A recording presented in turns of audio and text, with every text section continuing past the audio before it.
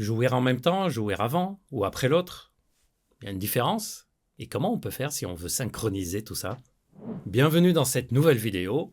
J'espère que vous allez bien. Moi, de mon côté, ça va. Je vous remercie parce que vous me demandez souvent comment je vais. J'essaie d'appliquer sur moi tous les conseils santé que je vous donne dans les différentes vidéos que je fais pour vous sur cette chaîne. J'espère que vous les appliquez aussi, en tout cas que vous essayez et que vous prenez soin de vous. Bienvenue en tout cas dans cette nouvelle vidéo dans laquelle je vais vous parler de synchronisation d'orgasme lors des rapports sexuels. Et ce bienvenue, c'est pas seulement au nom de Charles.co, qui est la chaîne YouTube sur laquelle nous sommes actuellement, mais qui est aussi un site de téléconsultation quand on a des problèmes sexuels. C'est très simplifié. Quand on a des difficultés sexuelles, sur le site Charles.co, il y a des médecins experts qui sont disponibles tous les jours. C'est très simplifié. On va sur le site, on choisit le type de problème sexuel pour lequel on souhaite consulter, problème d'érection, éjaculation, orgasme, etc. On remplit un questionnaire, on fait la consultation avec le médecin fait le diagnostic. Si vous avez des difficultés, vous n'hésitez pas, vous consultez ou vous téléconsultez si c'est plus facile pour vous. Et d'ailleurs, dans le cadre de ces téléconsultations, il arrive que les personnes qui consultent nous posent des questions, pas directement liées à des problèmes sexuels, mais plutôt à des fonctionnements sexuels. Et une des questions qui revient quand même de temps en temps, c'est « j'ai envie avec ma partenaire ou mon partenaire de jouir en même temps. Comment on peut faire pour y arriver ?» Et c'est une question, je m'imagine, que beaucoup de personnes d'entre vous se sont posées. D'ailleurs, je vous dirai à la fin de cette vidéo ce que je pense de ce truc de vouloir jouir en même temps. Et vous allez voir que je ne vous donnerai pas une réponse que vous entendez un peu partout. Comme d'habitude, j'essaie de vous apporter le plus possible d'informations de façon très claire et très concrète. Mais d'abord, voyons quelles sont les techniques qui peuvent nous aider à synchroniser et jouir en même temps quand on a des relations sexuelles. En fait, il y a 3 conseils à garder en tête. Le premier, c'est surtout pour les hommes, et les 2 autres, c'est pour tout le monde. Premier conseil, pour les hommes, apprendre à contrôler son éjaculation. C'est évident, par exemple, que les hommes qui ont une éjaculation précoce, c'est beaucoup plus difficile pour eux de synchroniser leur orgasme avec leur partenaire, pas seulement parce que ça va très vite, mais parce que les personnes qui ont une éjaculation précoce, dans la définition même de l'éjaculation précoce, c'est un manque de contrôle sur l'éjaculation, sur l'orgasme. Ça veut dire que c'est quelque chose qui peut leur échapper totalement. Et c'est pour ça que quand on fait des thérapies pour améliorer l'éjaculation précoce, par exemple le programme Time que vous connaissez peut-être, qui est un programme que nous avons mis en place pour apprendre des exercices à faire de chez vous, pour apprendre à retarder l'éjaculation et mieux contrôler cette éjaculation, que le but n'est pas juste d'allonger la durée de l'éjaculation, mais d'apprendre à sentir un contrôle. Et même quand on développe des médicaments qui retardent l'éjaculation, on ne les évalue pas seulement sur combien de temps ils ont allongé l'éjaculation. On évalue aussi quel est le degré de sensation de contrôle sur l'éjaculation que les médicaments ont donné. Est-ce que j'ai 2, 3, 4 fois plus de sensations de contrôle sur le moment d'éjaculation ou est-ce que c'est juste la durée de l'éjaculation qui s'est allongée? L'apprentissage des techniques pour mieux contrôler l'éjaculation, qu'on ait une éjaculation précoce ou qu'on n'ait pas une éjaculation précoce, c'est quelque chose qui est très utile. Donc, premier conseil que je peux vous donner, c'est apprendre à repérer les éjaculations, à quel moment vous avez un contrôle dessus ou pas, et apprendre à mieux contrôler l'arrivée de l'éjaculation.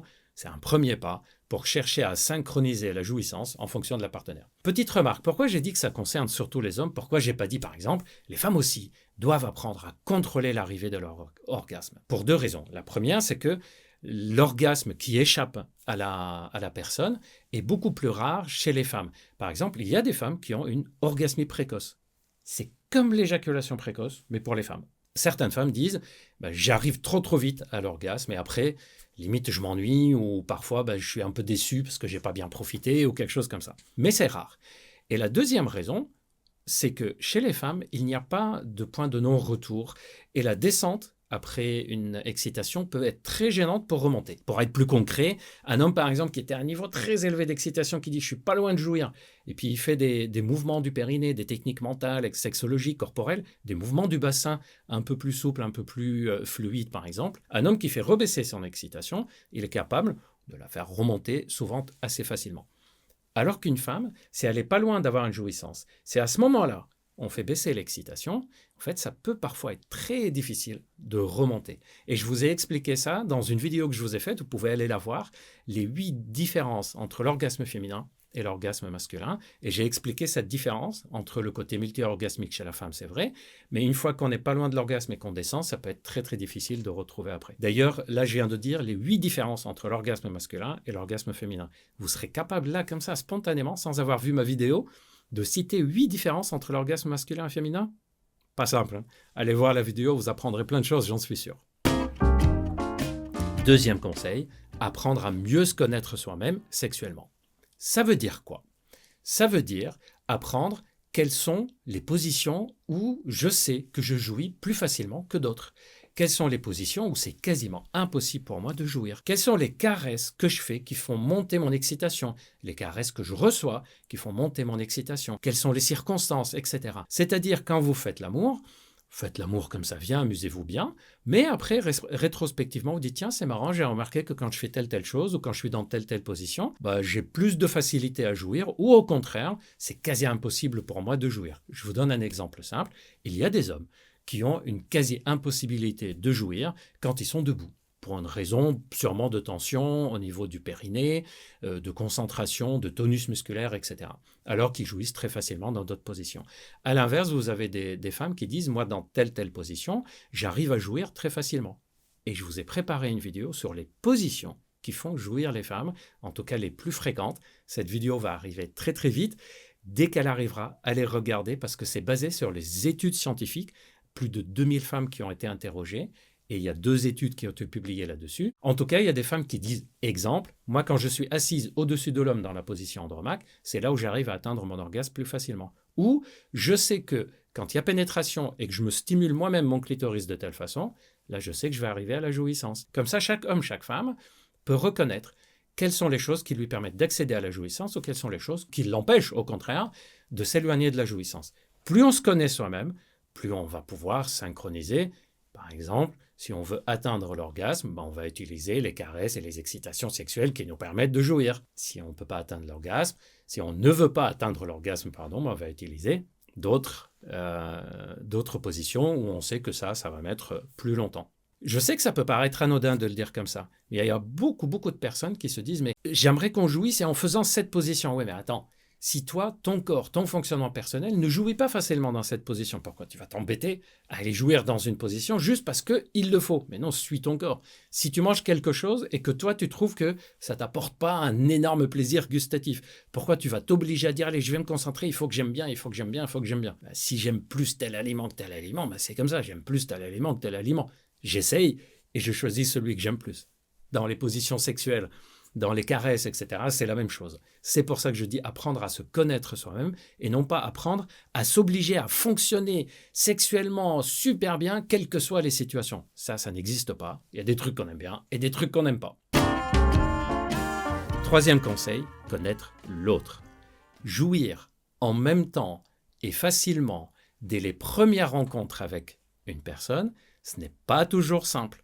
Et vous pouvez interroger autour de vous, par exemple, en particulier les femmes, vous pouvez leur dire, lorsque tu as fait des premières rencontres, les premières fois que tu étais avec quelqu'un, est-ce que systématiquement tu jouais la première fois? Et vous allez voir que la réponse, elle est un peu déstabilisante, puisque les premières fois, l'autre ne nous connaît pas, il ne sait pas ce qu'on aime, ce qu'on n'aime pas. On n'a pas encore osé lui dire ce qu'on veut, ce qu'on ne veut pas. Et d'ailleurs, dans les vidéos que je vous ai faites sur comment les femmes obtiennent l'orgasme, ça fait partie des choses qui les aident à obtenir l'orgasme, c'est-à-dire le fait d'échanger là-dessus. Donc, prendre le temps de connaître l'autre personne, de savoir, par exemple, si vous faites un cunnilingus, allez, je vais prendre cet exemple-là, est-ce qu'elle aime bien de façon douce ou appuyée? Est-ce qu'elle aime bien qu'il y ait des caresses en même temps ou pas? Etc. Dans l'autre sens, si c'est madame qui est en train de donner du plaisir à son partenaire, est-ce qu'elle aime bien de telle ou telle façon? Si elle est en train de bouger rapidement ou pas rapidement, est-ce que c'est quelque chose qui lui convient? Est-ce que c'est quelque chose qu'il aime bien? Donc, d'abord, on apprend soi-même à mieux nous connaître et ensuite, on prend le temps de connaître l'autre. Vous venez de le comprendre, synchroniser l'orgasme, c'est plutôt rare quand c'est les toutes premières rencontres avec nouveaux partenaires ou nouvelles partenaires. Par contre, plus on connaît la personne, plus on arrive à se connaître et à synchroniser l'orgasme. Pourquoi? Parce qu'on développe une capacité à mieux nous connaître avec cette personne et on donne la possibilité à cette personne de se dévoiler à nous et donc mieux la connaître. Dans les deux sens, on finit par réussir cette prouesse incroyable de jouir en même temps. Et je vous ai promis au début de la vidéo de vous dire ce que j'en pense. Tout d'abord, jouir en même temps, ça peut avoir un intérêt chez certaines personnes. Ça ressemble à quelque chose de type complicité incroyable, comme si on était connecté au plus haut niveau. Certaines personnes le vivent comme ça. Mais dans le fond, est-ce que le but c'est de jouir en même temps ou est-ce que le but c'est de passer un bon moment? Si le but c'est de jouir en même temps, on se met une pression, c'est-à-dire tout d'un coup le rapport sexuel a un objectif précis. C'est un peu comme si vous allez au restaurant et vous dites on va manger et il faut que la dernière bouchée du dernier dessert, du dernier truc qu'on mange, il faut que ça soit en même temps, il faut qu'on digère en même temps, il faut qu'on ait cette sensation de satiété en même temps. Personne ne le fait, rassurez-moi. Vous vous dites pas quand je vais aller manger au resto, il faut vraiment qu'on mange au même rythme et qu'on ait les mêmes plaisirs et qu'en même temps on arrive à la même sensation qu'on n'a plus faim en même temps. Ben non, on le fait pas. Et pourtant, on passe un super moment au restaurant. Ben le sexe, c'est pareil. Et je vous ai dit dans d'autres vidéos, faites l'amour non pas selon un menu à la française entrée, plat, dessert, et le dessert doit être la jouissance, et encore mieux, la jouissance en même temps. Faites l'amour comme un mezzé à la libanaise ou d'autres types d'alimentation où on met tout devant nous et on pioche dans ce qu'on a envie. Si ça se trouve, moi j'ai fini de manger, je n'ai plus faim, mais je prends plaisir à passer du temps avec la personne avec qui je suis, qui est en train de finir de manger tranquillement. Pour le sexe, c'est à peu près la même chose. On peut finir l'un avant l'autre sans que ça soit quelque chose de dramatique. Le but, c'est surtout de partager les plaisirs, pas de les avoir en même temps. Si j'ai du plaisir, je l'offre à la personne avec qui je suis. Si elle a du plaisir, elle l'offre à la personne c'est moi du coup. Bref, on s'offre nos plaisirs et non pas chacun vit son plaisir dans son coin de façon un peu égoïste, comme si ça ne concernait pas l'autre. Et ça suffit largement, pas besoin d'être synchronisé pour être satisfait. Et d'ailleurs, dans toutes les enquêtes qu'on fait sur le plan de la sexualité, la synchronisation de l'orgasme ne joue pas dans la satisfaction et dans la qualité de vie sexuelle. C'est juste un petit truc en plus. Si ça arrive, tant mieux. Si ça n'arrive pas, tant mieux aussi du moment que vous avez du plaisir. Voilà, j'espère que cette vidéo vous a donné plaisir à l'écouter. J'espère qu'elle vous a plu, que vous avez appris des choses, que ça vous a fait réfléchir sur le fonctionnement de la sexualité. N'oubliez pas de vous abonner, de liker, de commenter la vidéo. Dites-moi si vous voulez d'autres sujets de ce type-là. Moi, j'en ai plein en tête que j'ai envie de vous préparer. Je vous donne rendez-vous très bientôt pour plein d'autres sujets sur la sexualité, mais aussi tous les sujets de santé. Prenez bien soin de vous. Amusez-vous bien sexuellement. Prenez plaisir quand vous mangez aussi. Et à très bientôt.